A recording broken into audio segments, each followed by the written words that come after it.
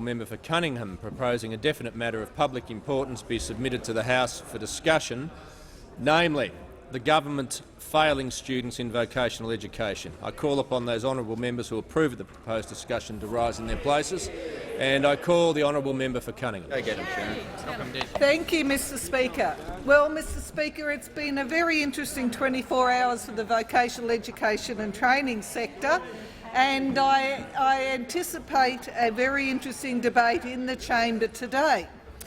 We have seen in Fairfax media the release of a draft document about the potential for a federal takeover of the vocational education and training sector. Now, this is, I would argue, a critically important question to the future of Australia, directly relevant to issues that all of us in this chamber have on numerous occasions said we're engaged with. That is, jobs, innovation, growing new industries, transforming existing industries to make them sustainable into the future, making sure that Australians, as the world of work changes, as it's disrupted by technology, are capable with the skills and knowledge needed to take up the opportunities that are offered. Real, direct, both economic and social questions that go to the heart of some of the major debates we're having in this country about what policies will actually deliver for the future. And once again today we have seen that while the Prime Minister likes to talk about being innovative, he is certainly very agile in the way that he interprets that. There is absolutely no doubt from worldwide evidence over decades that if you want to drive innovation, if you want to drive jobs growth, if you want to have sustainable transformation in your industries and your economy, the critical factor underpinning that is the quality and reach of your education sector at all levels. Well, this government has gone out of its way to fail at all levels. We have seen in particular the school sector be gravely disappointed by this government. The Prime Minister got up in question time today, faced with this particularly important question, and gave us another Turnbull lecture on teacher quality. Well, you don't have to tell us how important teacher quality is. In fact, I'm an ex-teacher. I know very well what teacher quality is and how significant it is in the classroom.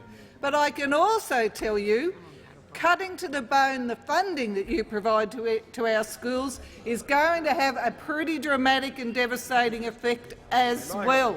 And that is what this government has done. $30 billion in cuts to schools and an abandonment of the Gonski final 2 years of funding, despite their promises before the next election. Well, my colleagues, the members for Adelaide and Kingston in their portfolio areas, and each and every one of us in this room will continue to make the government face up to the fact that they need to deal with the funding issue in the education sector. I will say that no matter what they do say, we'll probably be pretty sceptical about it, given what they said before the last election and what they've actually delivered. But we will not absolve them from addressing the issue of funding in our schools. Then we have a look what happens in the post-secondary sector.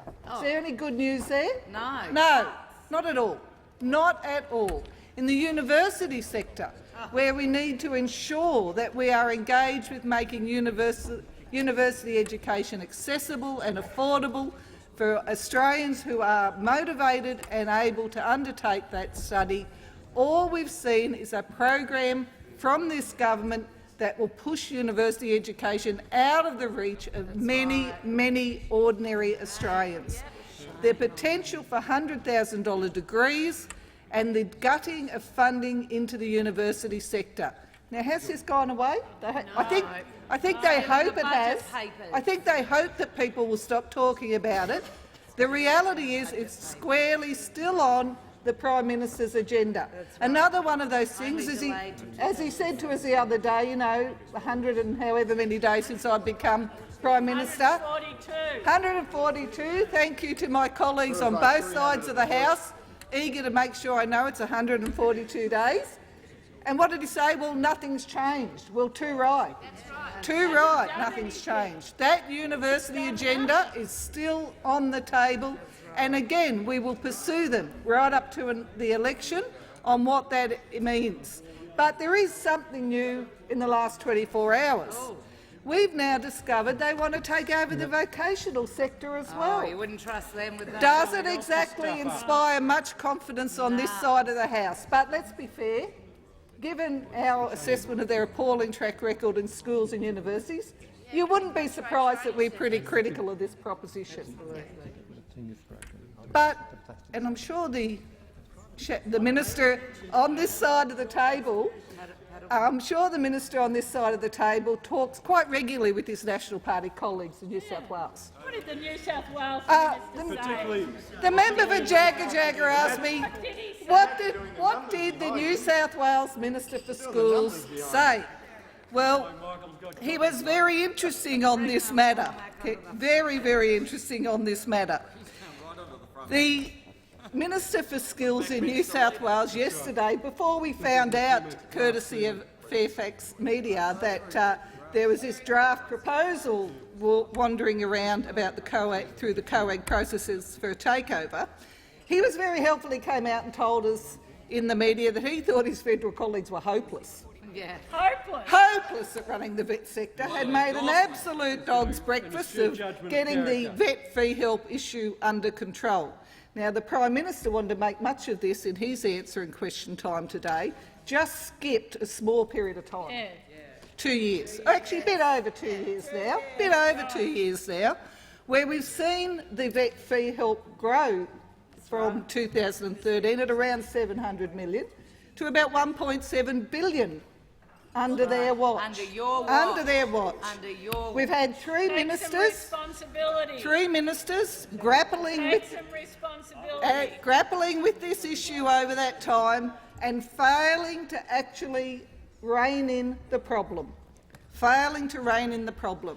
Now, this, if you like, performance across three ministers, and I think the whole government needs to take responsibility for it, isn't just marked down as a fail by us. It's also marked down as a fail by their state colleagues. That's right. I can't imagine anything clearer or more damning. Not only the Minister for Skills in New South Wales, but also the Tasmanian government. Basically said over our dead body. We're not going to let that lot get hold of our TAFE system. That's two down. So the reality for this federal Conservative government is they can't find a friend anywhere for their own performance, let alone expanding that performance to a complete federal takeover of the sector. Well, Labor is absolutely determined that TAFE will have a strong future in this country.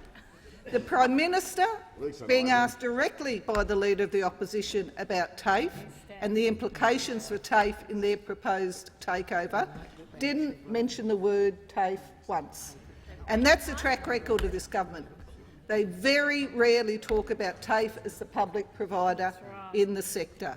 It is our view that a balanced vet sector is built on the back of a strong and dominant public provider through TAFE. And to deliver that, you need to ensure that they're not treated just like any other training provider, because they aren't. They have a far greater responsibility as a direct capacity to deliver government priorities and directions to make sure that regional and rural Australia have access to quality, affordable vocational training and education. And I think particularly the minister at the table, but also other members opposite, would well understand in their communities how important TAFE is. And they never talk about how they're going to make it sustainable into the future. In fact, this proposition in this leaked document would be devastating for TAFE. And I'm not just saying that from an assessment or an analytical approach.